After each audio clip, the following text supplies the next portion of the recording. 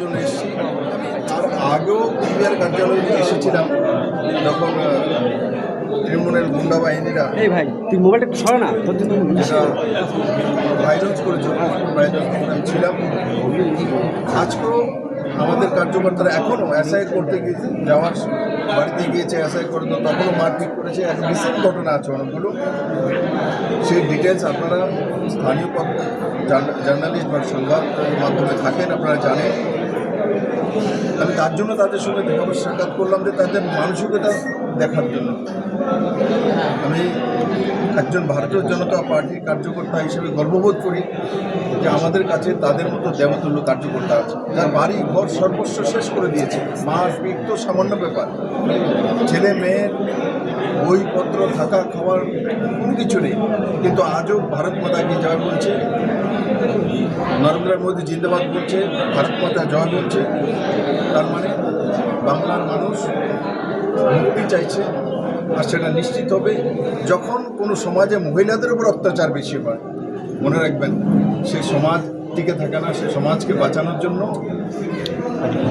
সেই ব্যবস্থা আপনি সমাজ থেকে তৈরি হয়, আর সমাজ থেকে তৈরি হওয়া পার্টি সেটা হচ্ছে ভারতীয় জনতা পার্টি।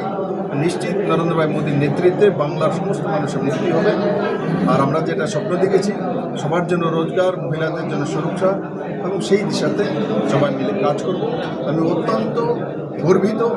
আমাদের যে কার্যকর্তারা এখন বাড়িতে যেতে পারে না, কেউ হয়তো বা নিষেধের বাড়িতে পড়ে আছে, বাড়িতে যেতে পারে, কিন্তু বিজেপি করবে, বিজেপির জন্য মরে যাবে। এই কাজ এমন ধরনের কার্যকর্তা যার কাছে আছে, সে সংগঠন, সে পার্টি নিশ্চিত জনতা এবং রাজ্যের রক্ষার্থে সমস্ত কিছু। বিএলএরা যেতে পারছে না বিভিন্ন কেন্দ্রে, বিএলওদের সাথে বিএলএরা যাচ্ছে না, তাদেরকে জুতোর মালা পরানো হচ্ছে, বিভিন্ন জায়গায় আক্রান্ত হচ্ছে। তারপরে আজকে আপনি এখানে এসআইআর প্রক্রিয়াটা কতটা ভালোভাবে হবে বলে মনে করেন? এসআইআর প্রক্রিয়াটার দায়িত্ব আমাদের নয়, সেটা নির্বাচন কমিশন। আমরা রাজনৈতিক দল, তার জন্য আমরা বিএলএ 1 বিএলএ 2 তৈরি করি। এ রাজ্যের যে মুখ্যমন্ত্রী মমতা বন্দ্যোপাধ্যায় আছেন, ওনার কোনো কাজকর্ম নেই, ওনার খেয়ে দিয়ে কোনো কাজ নেই। কোনো সময় উনি ডাক্তার হয়ে যান, কোনো সময় উনি ইঞ্জিনিয়ার হয়ে যান, কোনো সময় উনি পলিটিশিয়ান হয়ে যান, এখন উনি এসআইআরের প্রমুখ হয়ে গেছে। ওনাকে আপনারা সংবাদ পাঠান, ওনাকে 12 রাজ্যে এসআইআর আছে, ওখানে ওনাকে যাওয়ার জন্য বলুন। ওনার কাজ যেটা নেই ওটার মধ্যে উনি হাঁটবেন, যেটা ওনার কাজ সেটা করে নেন। মহিলাদের সুরক্ষা দেওয়া ওনার কাজ, সেটা করবেন না। বলবেন যে রাত্র 7টার পরে সন্ধ্যার পরে মেয়েরা যেতে না, তো যেটা ওনার কাজ উনি করবেন না। এসআইআর ওনার কাজই না, তৃণমূলের কাজই না, বিজেপিরও কাজও না।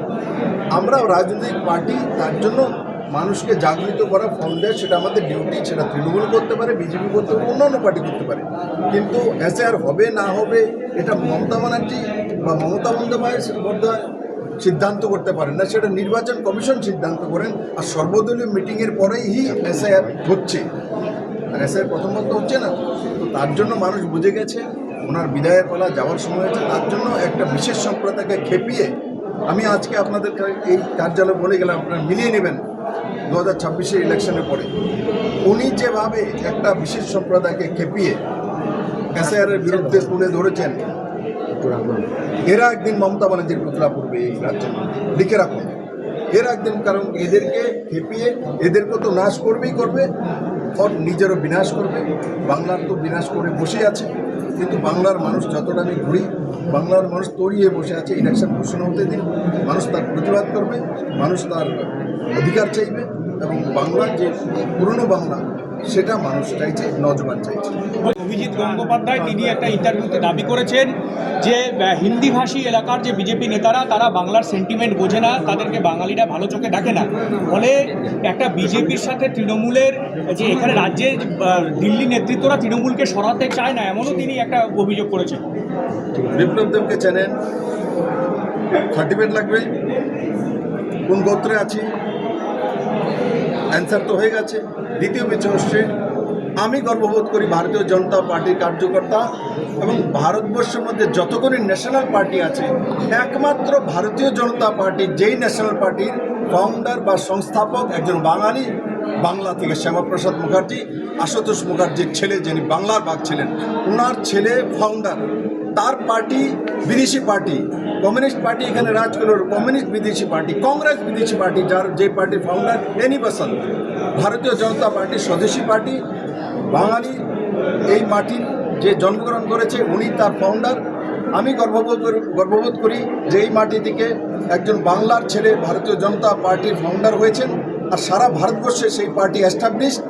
আজকে গুজরাটও আমাদের সরকার রয়েছে, মহারাষ্ট্র সরকার রয়েছে, ত্রিপুরাতেও সরকার রয়েছে, আমাদের ভারতবর্ষের ম্যাক্সিমাম রাজ্যের মধ্যে সরকার রয়েছে।